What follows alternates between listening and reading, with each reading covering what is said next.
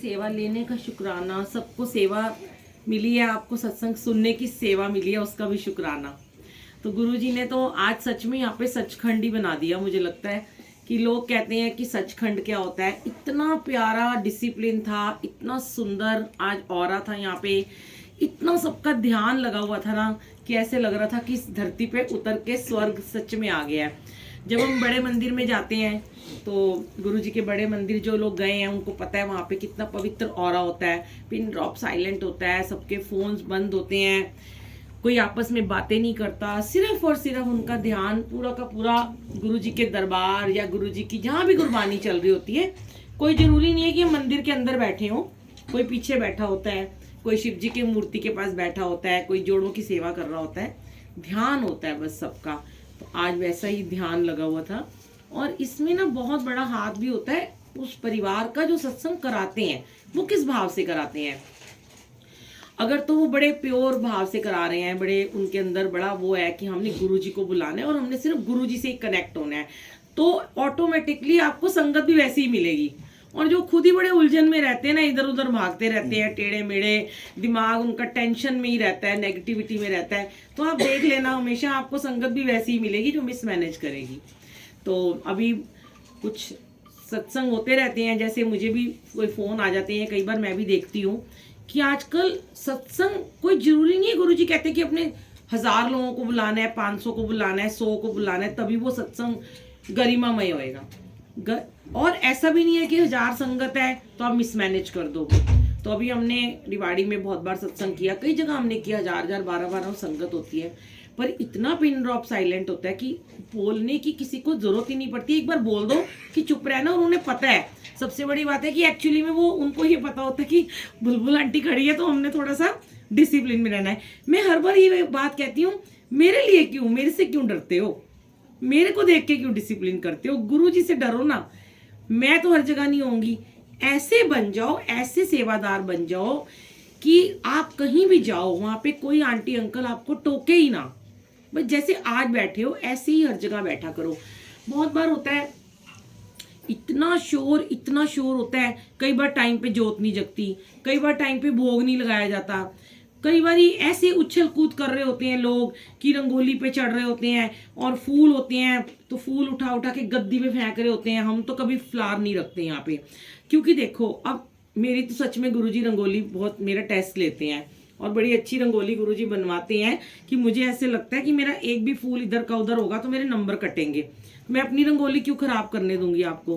अब बाउल रख दो और उस पर सारे फूल डाल दोगे तो मेरे तो डिजाइनर रंगोली खराब हो गई ना। फिर वो रंगोली एंड तक गुरुजी देख रहे हैं, गुरुजी आएंगे उस पर चल के, सिर्फ गुरुजी को हुक्म है कि वो चल के आएंगे, वो मालिक है, उनके लिए तो बनाई है।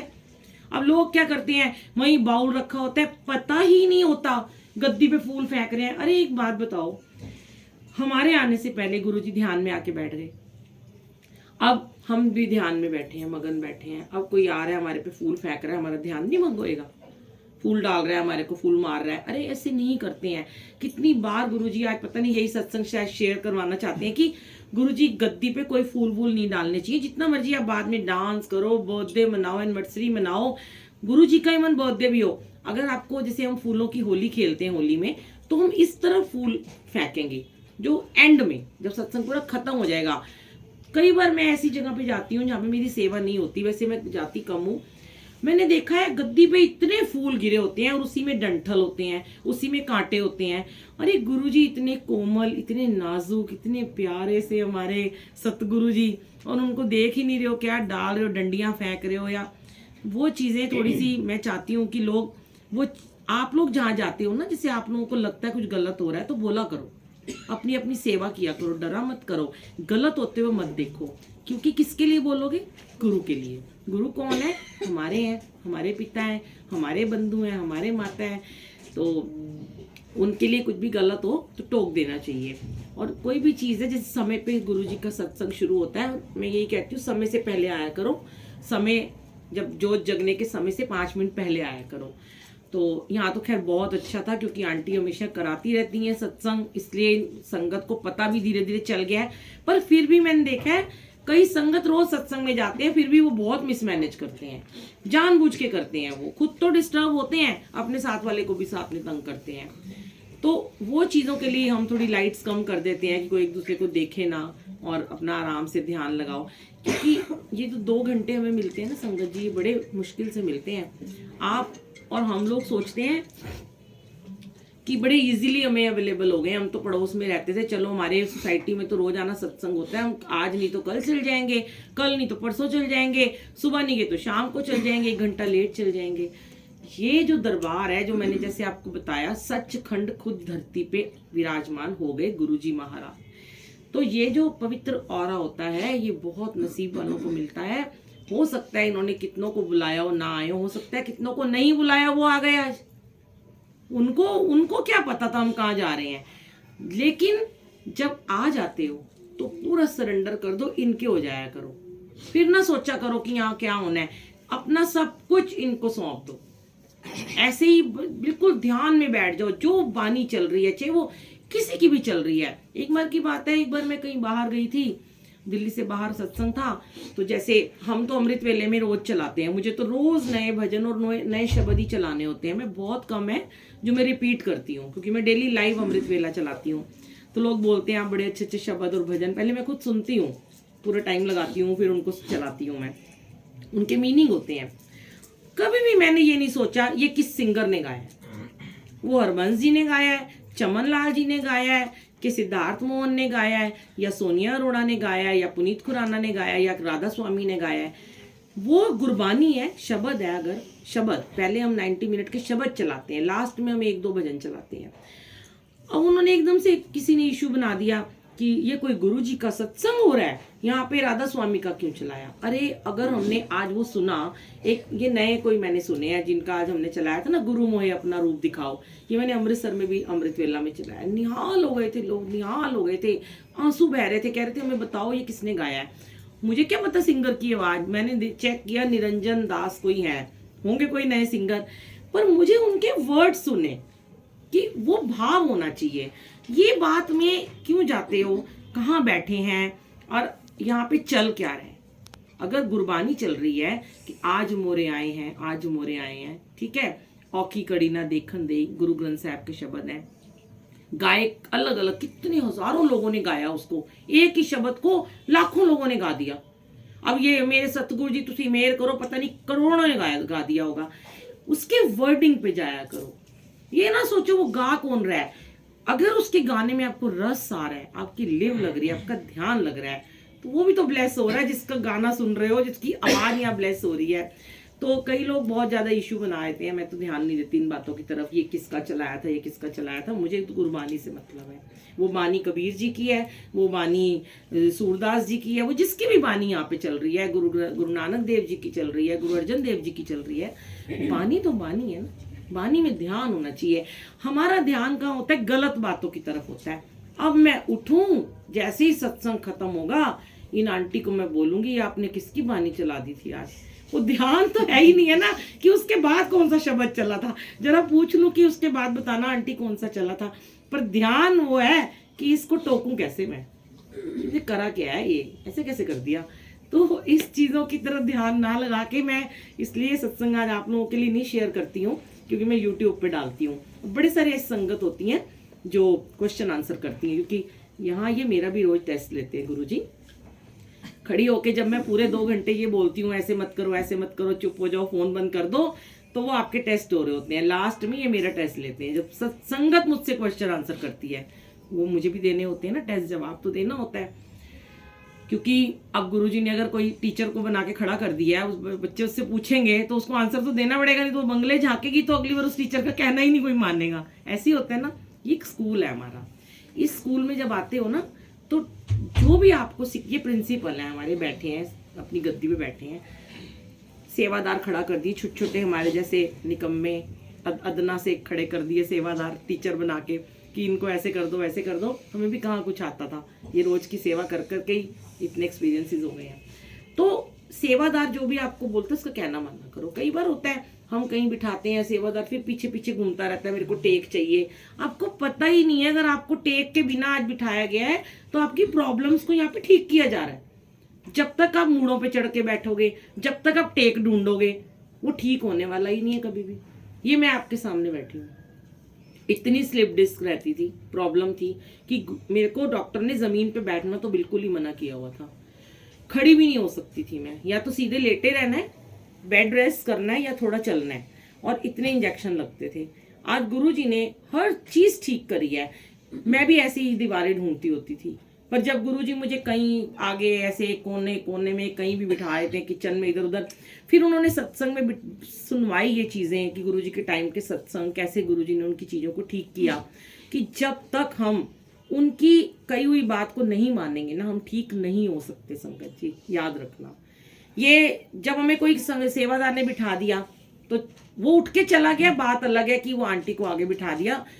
अब इनके मन में चल रहा होगा कि मैं आगे बैठ जाती, इन्होंने सुन ली इनकी, इनको आगे बिठा दिया।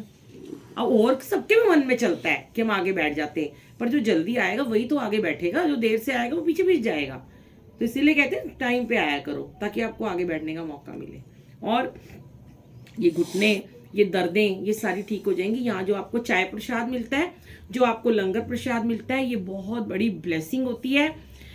कभी भी मत सोचो, हमारे बच्चे भी शुरू में चाय नहीं पीते थे जब बड़े मंदिर जाते थे। जिन्होंने जिंदगी में चाय नहीं पी होती है, ये पूजा आंटी खड़ी है हमारी सेवादार, कभी इन्होंने चाय नहीं पी थी, 4-5 साल से जुड़े हुए हैं, रोज अमृत वेले में आते हैं। इन्होंने चाय पीनी शुरू कर दी, इनको मना थी चाय, और उल्टा ठीक होना शुरू हो गए।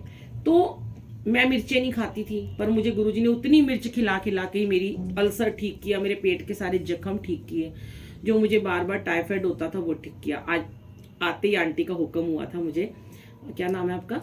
शिखा आंटी। मैं तो जानती भी नहीं हूँ, कहते हैं वो गुरुजी करवाते हैं। मैं तो कभी सोचती नहीं मैं क्या सत्संग शेयर करूंगी। एक दिन मुझे, हाँ, मेरी भाभी पूछती है, जेठानी परसों चौथ, कि तू कभी सोच के जाननी है कि मैं आज आया बोलांगी, लिख के लेके जाननी है? मैं क्या, अरे मेरे तो दिमाग में भी नहीं होता।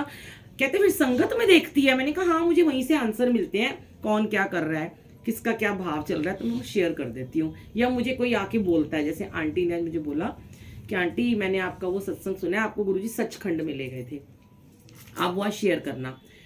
मैं शेयर कर चुकी हूँ ये सत्संग, पता नहीं दोबारा गुरुजी, कई बार किसी सत्संग को गुरुजी बार बार शेयर कराते हैं, एक ही सत्संग को 100 बार कराते हैं, क्योंकि हर बार संगत अलग होती है और उसको आंसर मिलना होता है। तो वो सत्संग ऐसा था, शॉर्ट में ही मैं आपको बताती हूँ, कि जैसे हम बहुत बार बीमार होते हैं, गुरुजी कई बार हमें ड्रीम में आके ही हमारी प्रॉब्लम्स को खत्म कर देते हैं। कितनी बार मेरा कैंसर ठीक किया गुरुजी ने ड्रीम में आके। मुझे कोई कैंसर नहीं था, लेकिन मुझे ड्रीम में ही कैंसर हुआ और मुझे क्योर कर दिया गया। ऐसे ही मुझे 4 बार टाइफाइड हुआ।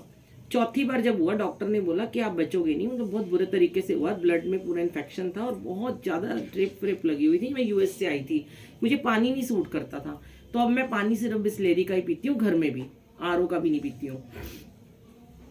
फिर मुझे चौथी बार जब टाइफाइड होना था, उससे पहले मुझे ड्रीम आया कि मेरे को ना गुरुजी सचखंड में ले गए हैं। मतलब ना तो वो आकाश है और ना ही पाताल है, बीच में कोई जगह है, और वहां पे गुरुजी ऐसे गद्दी लगी हुई है, ऊंचा सिंहासन है, गुरुजी बैठे हैं, इधर यमराज जी खड़े हैं, और 2 लाइन लगी हुई हैं ऐसे करके, एक मतलब लाइन में लोग गुरुजी को मत्था टेक रहे हैं। तो उधर से ना मैं गुरुजी को ना दूर से देख रही हूँ, ऐसे ऐसे करके, मेरा नंबर कब आएगा, ऐसे ऐसे पीछे पीछे से देख रही हूँ। तो जिन्होंने बहुत ज्यादा पाप किए होते हैं, जिन्होंने पूजा पाठ नहीं की होती, गुरुजी ना उनको यमराज की तरफ भेज देते हैं, जाओ इधर जाओ, नरक में इनको भेजो। और जिन्होंने भक्ति की होती, गुरुजी कहते हैं मेरी तरफ आ जाओ। तो मैं बड़ी परेशान पीछे खड़ी हूँ, मैं ऐसे से देख रही हूँ, झांक झांक के कह रही हूँ, गुरुजी को इशारा कर रही हूँ, धीरे धीरे मन में बोल रही हूँ, मुझे अपने पास बुलाना, मैंने बहुत अमृत वेले करे हैं, मैं रोज उठती हूँ सुबह, मेरे को अपने पास बुलाना प्लीज, मेरे को मत उधर भेज देना। सुन ही नहीं रहे, खड़ी हूँ। बहुत देर बाद मेरा नंबर आता है, तो मैं गुरुजी मुझे कहते हैं इधर खड़ी हो जा साइड में जाके। फिर मैं कहती हूँ ये क्या हो गया, आधा घंटा मुझे वहीं पे खड़ा रखते हैं, मैं फिर इशारे कर रही हूँ, मुझे इधर प्लीज, मुझे इधर ले जाना, उधर मत भेजना। फिर जैसे ही मेरा नंबर आता है तो गुरुजी मुझे कहते हैं, ऐसे देखते हैं ऊपर से देखते हैं, तो कुछ नहीं बोलते, कहते हैं वापस जाओ। तो फिर मैं बड़ी हैरान होती हूँ, मैं कहती हूँ ना तो उधर भेजा ना इधर भेजा, मैं बड़ी खुश हो जाती हूँ, जाऊँ मैं भी, शुक्र है मुझे नरक में नहीं भेजा। कहते हैं हाले जा वापस तू। एकदम ही नींद खुली, अमृत वेले का समय था, और मेरे हाथ में वो चुन्नी थी जो मैं सर पे रख के पाठ करती थी, और ऐसे में जैसे मैंने वो सपने में गुरुजी का कुर्ता पकड़ रखा है कि मुझे नहीं जाना, मुझे नहीं जाना, और मैं रो रही हूँ, आंखों से आंसू बह रहे हैं। उसके बाद एकदम से ही मेरे अंकल को कोविड हुआ था, और बहुत बुरे तरीके से हुआ था, और उनको डॉक्टर ने उनको जवाब दे दिया था, और काफ़ी ज़्यादा वो बीमार थे। वो ठीक हुए, उनकी सेवा कराई गुरुजी ने मेरे से, सबने कहा तुम्हें कोविड हो जाएगा, मैं नहीं मानी, मुझे नहीं हुआ कभी, मुझे आज तक कोविड ही नहीं हुआ, पर मुझे टाइफाइड हो गया। और ये जो हुआ था ये गुरुजी ने मुझे पहले ही दिखा दिया था, मेरे को अंदर से पता चल गया था कि अब मैं बहुत बीमार होने वाली हूँ। गुरुजी ने मेरा वो पहले ही क्योर कर दिया था कि तेरा अभी समय नहीं है। डॉक्टर ने कहा चौथी बार टाइफाइड में बचता कोई नहीं है, आपको इंजेक्शन भी नहीं लगा हुआ। आप इस बार तो इतनी मैं बीमार थी कि मेरे यहाँ हर जगह ड्रिप और नील पड़ गए थे पैरों में, कि वो कहने लगे डॉक्टर कि घर जाओ, अब जगह ही नहीं बची, हम कहाँ ड्रिप लगाएं आपको, अब मेडिसिन खा लेना। तो गुरुजी ने मेरे को अमृत वेले में फिर बहुत, मेरी एक दिन सांस बंद होने लगी तो यहाँ मेरे किसी ने मुक्का मारा और मेरी पूरी सांस वापिस आई, जो मैं प्राण जैसे लग रहा था छोड़ चुकी हूँ। ऐसे गुरुजी बहुत बारी आके आपको ड्रीम में ही ब्लेस कर जाते हैं, आपकी प्रॉब्लम्स को क्योर कर देते हैं। लेकिन सबकी नहीं होता, सबकी प्रॉब्लम कैसे ठीक होती है? बड़े मंदिर जाओ, वहाँ का ऑरा लो, वहाँ का लंगर प्रसाद खाओ, जल प्रसाद लो, चाय प्रसाद, रेगुलर मंदिर जाओ, सत्संग में जाते हो तो वहाँ का पूरा प्रसाद खाओ। और कई लोग होते हैं सत्संग में एंड में जाते हैं, प्रसाद खाने जाते हैं कि वो आंटी ने कहा था, अंकल ने कहा था, ये कैंसर ठीक हो गया, ये ठीक हो गया, प्रसाद खाएंगे ठीक हो जाएंगे। ऐसे नहीं होता। प्रसाद से पहले जो ये आपने सचखंड में बैठे थे, 2 घंटे की गुरबानी को सुना, ये आपने सबसे बड़ी तपस्या करी है। सेवादारों का क्या है, वो तो कभी इधर घूम रहे हैं, कभी उधर चाय दे रहे हैं, कभी उठ के घूम रहे हैं, उनको कहाँ दर्द वर्द हो रहा है। असली तप तो आप लोग करते हो जो 2 घंटे ऐसे चौकड़ी मार के बैठे रहते हो। हिलना भी मना है, कोई देखेगा तो गुस्सा कर देगा, उठना नहीं है, वॉशरूम जाना है, फिर आके वहीं बैठ जाना है। तो कितना बड़ा तप करते हो आप लोग। वो तपस्या का फल आपको मिलता है तब जब आप पूरे 2 घंटे का वो ऑरा ले लेते हो, वो ब्लेसिंग पूरी सुनते हो, शब्द गुरबानी सुनते हो। वो गुरबानी हमारे अंदर से पूरी नेगेटिविटी को काटती है, गंदगी को साफ करती है। गंदे, अब बोलोगे हम गंदे थोड़े, हम रोज नहाते हैं, साफ कपड़े पहनते हैं। ये अंदर जो आत्मा रूपी भांडा है, रूह का जो बर्तन है, वो रोज गंदा होता है, क्योंकि रोज नेगेटिव थॉट्स आते हैं, गलत झूठ भी बोल देते हैं, और कुछ नहीं तो निंदा चुगली कर देते हैं किसी ना किसी की। ये तो सबसे बड़ा रोग है ना, कि निंदा चुगली तो करनी है एक बारी दिन में, और किसी ने की तो पति की बुराई करनी है, सास की बुराई करनी है, और नहीं तो बहू की बुराई करनी है, कोई और नहीं तो मेड की बुराई कर देनी है। कोई ना मिले तो मेड की करनी है। तो मेरी मेड रोज लेट आती है, मेरा गंदा काम करती है, ये भी निंदा चुगली होती है। आपको पता है मेड की भी बुराई नहीं करनी चाहिए। सबसे बड़ा घिनौना पाप होता है मेड, जो हमारे जूठे बर्तन धोती है, जो हमारे बाथरूम साफ करते हैं, जो हमारे घर के कपड़े धोते हैं, हम अनजाने में हम उनकी बुराइयां कर देते हैं। संगत जी, सच में हमें पता ही नहीं चलता।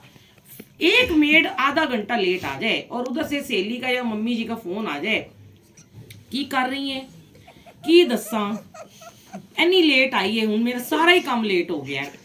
इसको रोज का इसका काम है, ये लेट ही आती है, मैं क्या करूं, मैं इसको चेंज भी नहीं कर सकती हूँ, चेंज कर दूंगी दूसरी नहीं मिलेगी। उसकी आप बुराई कर रहे हो अनजाने में।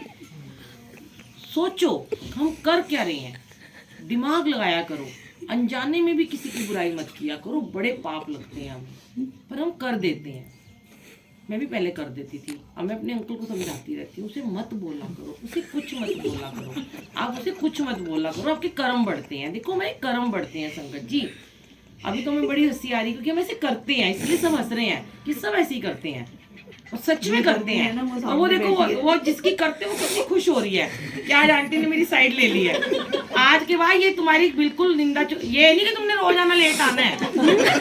हाँ, अगर रोज लेट आओगी, वो लेट आती है उसी को बोलो ना, क्या पति के आगे चुगली करते हो, ये रोज लेट आती है, सास के आगे चुगली करते हो, घर अगर गंदा पड़ा है।